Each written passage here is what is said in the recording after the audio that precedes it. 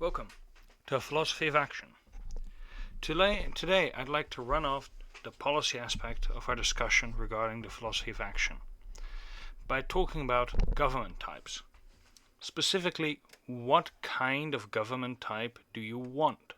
A democracy, a monarchy, a dictatorship? What seems to be a government type in line with the philosophy of action? The answer is actually really quick and really simple. All of them. The fundamental question is not the type of government, but rather, does the government support the having of descendants, the surviving of its population, and the thriving of its people, in that order? If yes, it's a good government. If no, it's not.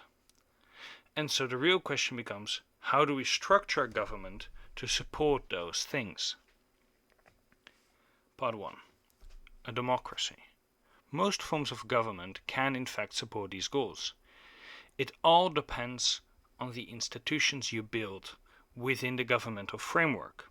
In democracies and republics, or any form of government where voting determines policy, or at least determines who makes policy, the question is, what kind of behavior do you want to stimulate?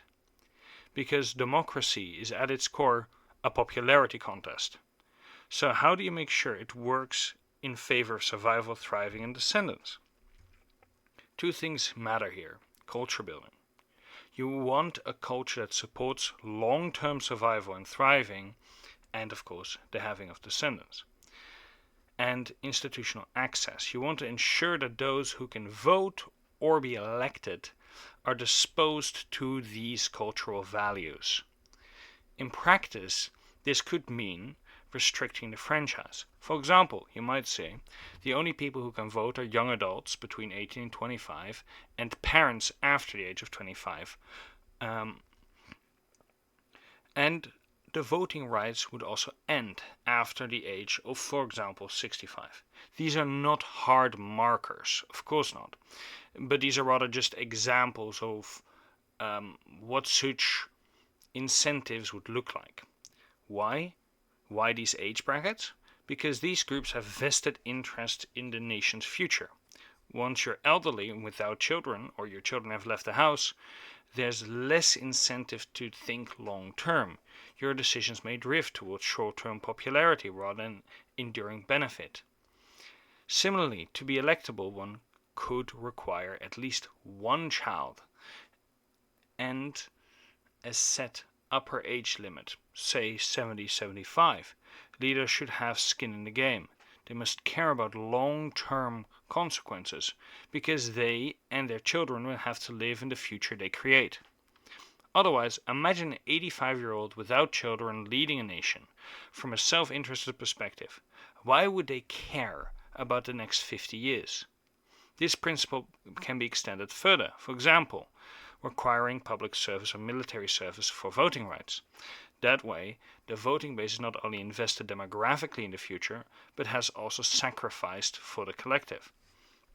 And if you take it further, make war voters also war fighters. If you vote for war, you and your children are the ones going to fight in it. In other words, ensure that if you have the right to vote, you are at least part of the conscripted population to fight in that war. So in democracy, the key is selecting the right electorate and the right pool of leaders, people who are motivated by family, service and long-term thinking. As one would say, service guarantees citizenship. Now, what about a monarchy? Here the logic is very different. A monarch is inherently motivated to benefit the nation, at least in principle, since the nation is his or her possession. The monarch thrives if the nation thrives and suffers if it collapses. After all, their possession suffers. They can't simply leave or quit. In 20 years, they'll still be in charge, or their children will be in charge. So short-term policies are actually self-destructive. But the monarchy has a problem: succession. Because the role is inherited, it's hard to guarantee you get the right type of person to lead the nation. After all, monarchs are just people. So, two safeguards are needed. A large royal family, through marriage, polygamy or otherwise. The royal house must be large enough that there are competent heirs to choose from. and public accountability. This requires free speech and free flow of information. People must be able to speak openly if the monarch goes bad. But with monarchy there is an additional requirement, a right to bear arms. Why?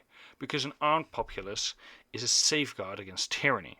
If the monarch is good, the population will generally be loyal, and so everything will be fine, most of the time anyway. But if the monarch is corrupt or reckless, an armed and desperate population will become a natural check to their more problematic vices, say. Combine this with a large supply of heirs and eventually you will get a competent ruler. After all, the inheritance will continue until the ruler's quality improves. And the natural selection of leaders. Ultimately, both democracy and monarchy require mechanics of natural selection for leaders. In a democracy, this comes through a carefully constructed electorate that selects leaders with long-term interest, as the electorate itself consists of people who have long-term interests within the nation. In a monarchy, it comes through the monarch's intrinsic self-interest, the state's survival plus the corrective force of free speech and armed populace, and many heirs. Democracy risks short-termism, because leaders only rule for a limited time, and monarchy risks incompetence, because leaders are chosen by birth. But with the right institutional designs, both systems can evolve towards good governance. As earlier stated, the Adapt meme goes, the coronations will continue till the king improves. So whether democracy or monarchy or any other form is good, the real measure is simple. Does the government ensure the having of descendants, survival and thriving? That is a philosophy of action applied to governance.